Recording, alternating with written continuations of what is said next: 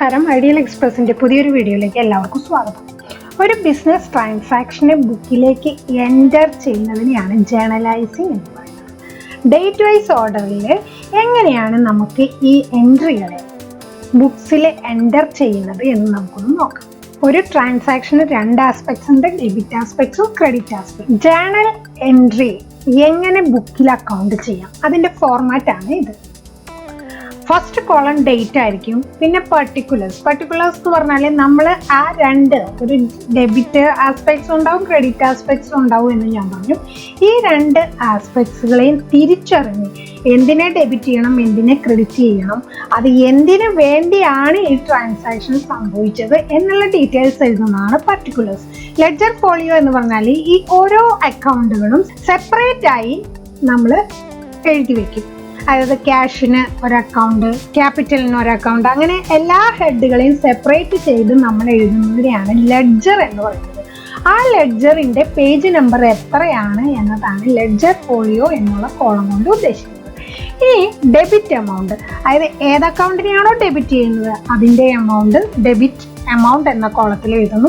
എന്തിനെയാണോ credit ചെയ്യുന്നത് അത് credit amount എന്ന കോളത്തിൽ എഴുതുന്നു. അപ്പൊ എല്ലായ്പ്പോഴും ഈ ഡെബിറ്റ് എമൗണ്ട് എന്ന കോളവും ക്രെഡിറ്റ് എമൗണ്ട് എന്ന കോളവും ഈക്വൽ ആയിട്ട്. അപ്പൊ നമുക്ക് കുറച്ച് ട്രാൻസാക്ഷനിലേക്ക് പോകാം.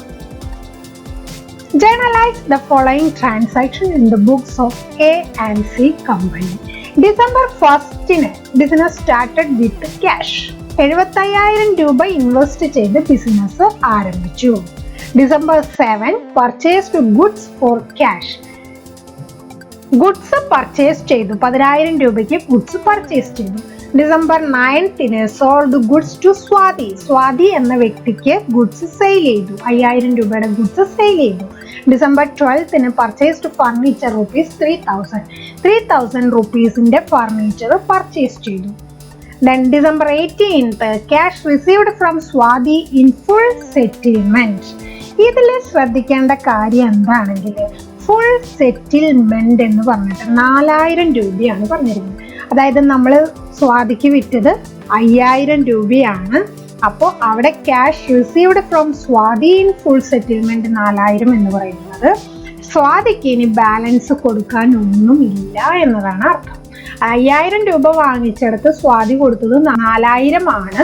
അപ്പോൾ അവിടെ എന്തായിരിക്കും സംഭവിച്ചിട്ടുണ്ടാവുക? 1,000 രൂപ ഡിസ്കൗണ്ട് കൊടുത്തു എന്നർത്ഥം. അത് ഇംപ്ലൈഡ് ആണ്. ഓക്കെ. ഇനി December 25 പെയ്ഡ് റെന്റ്, 1,000 രൂപ റെന്റ് പേ ചെയ്തു. December 30 paid salary 1,500. ഓക്കെ. ഇനി ഇതിനെ എങ്ങനെ ജേർണലൈസ് ചെയ്യാം എന്ന് നമുക്ക് നോക്കാം. ഫസ്റ്റ് എൻട്രി എന്ന് പറയുന്നത് ബിസിനസ് സ്റ്റാർട്ടഡ് വിത്ത് ക്യാഷ് 75,000. ബിസിനസിന്റെ പോയിന്റ് ഓഫ് വ്യൂവിൽ വേണം നമ്മൾ എൻട്രികൾ പോസ്റ്റ് ചെയ്യാനായിട്ട്. Business started with cash, cash deposit ചെയ്തിട്ട് ബിസിനസ് സ്റ്റാർട്ട് ചെയ്തു. അപ്പോൾ ബിസിനസ്സിലേക്ക് എന്ത് വന്നു? ക്യാഷ് വന്നു. ആ ക്യാഷ് എന്താണ്? ക്യാപിറ്റലാണ് അല്ലെ? ഒരു ബിസിനസ് സ്റ്റാർട്ട് ചെയ്യാൻ വേണ്ടിയിട്ട് ഇൻവെസ്റ്റ് ചെയ്യുന്ന ക്യാഷിനെയാണ് നമ്മൾ ക്യാപിറ്റൽ എന്ന് പറയുന്നത്. അപ്പോൾ അത് ക്യാപിറ്റലാണ്. അപ്പൊ അതിന്റെ എൻട്രി എങ്ങനെയായിരിക്കും വരുന്നത്?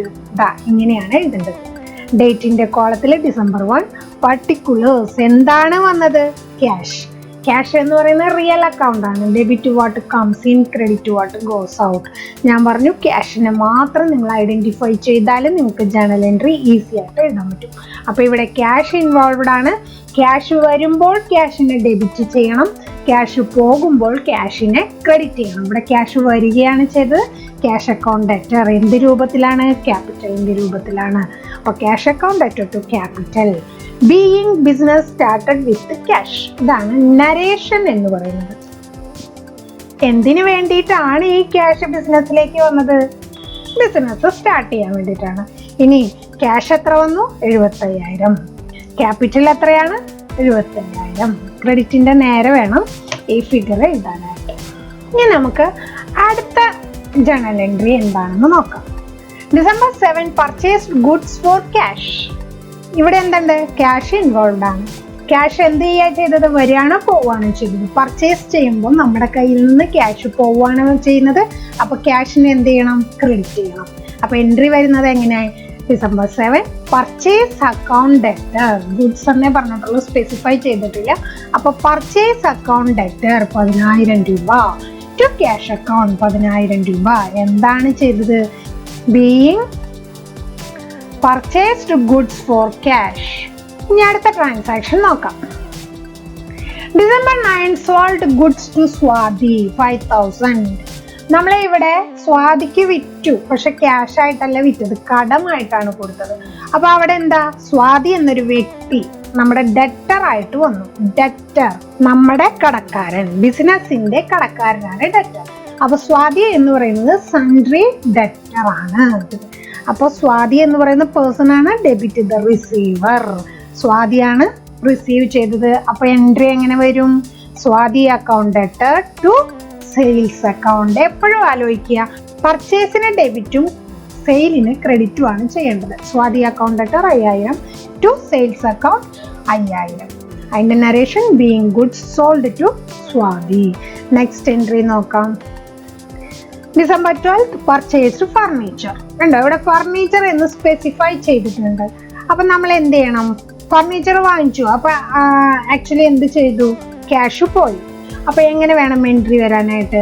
Furniture account debtor to cash. Cash പോയി, അതുകൊണ്ട് നമ്മൾ ക്യാഷിനെ ക്രെഡിറ്റ് ചെയ്യണം. Furniture account debtor to cash 3,000 രൂപ ഡെബിറ്റ് എമൗണ്ടിലും, ഡെബിറ്റിന്റെ കോളത്തിലും ക്രെഡിറ്റിന്റെ കോളത്തിലും എഴുതും.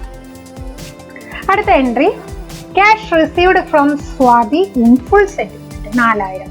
ഞാൻ നേരത്തെ മുന്നേ തന്നെ പറഞ്ഞു, നമ്മൾ December 9 സ്വാതിക്ക് 5,000 രൂപയുടെ ഗുഡ്സ് ആണ് വിറ്റത്, പക്ഷെ സ്വാതി തന്നത് 4,000 രൂപയാണ്. അപ്പൊ അതിൽ 1,000 രൂപ എന്ന് പറയുന്നത് ഡിസ്കൗണ്ട് ആണ്. ഡിസ്കൗണ്ട് എന്ന് പറയുന്നത് എക്സ്പെൻസ് ആണ്.